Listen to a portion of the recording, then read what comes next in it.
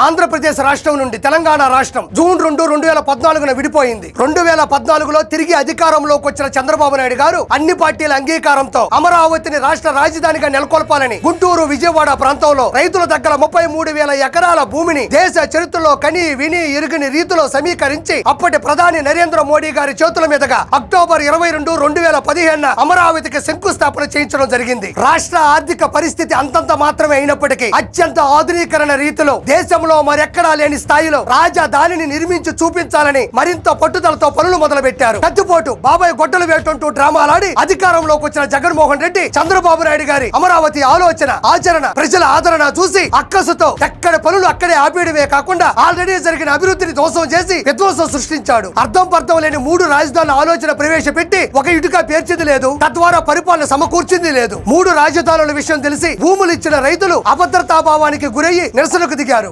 1631 రోజులు జరిగిన అమరావతి ఉద్యమంలో 230 మంది రైతులు చనిపోయారు. అమాయకులైన 3,000 మంది పైన అన్యాయంగా కేసులు నమోదు చేశారు. విదేశీ పెట్టుబడిదారులు గందరగోళానికి, భయభ్రాంతులకి గురవడం వలన 2 లక్షల కోట్ల విలువ చేసే 130 పరిశ్రమలు, ప్రఖ్యాత విద్యా వ్యాపార సంస్థలు పక్క రాష్ట్రాలకు తరలి వెళ్లిపోయాయి. విసిగిపోయిన జనాలు జగన్ ని చిత్తుగా ఓడించి చిత్తశుద్ధి కలిగిన చంద్రబాబు నాయుడు గారు కూటమిని అఖండ మెజారిటీతో గెలిపించారు. అధికారంలోకి వచ్చిన సిపిఎన్ గారు అమరావతి వైపు అడుగులు వేసే దిశగా నరేంద్ర మోడీ గారి సమక్షంలో అమరావతి పనులు పునః ప్రారంభించారు.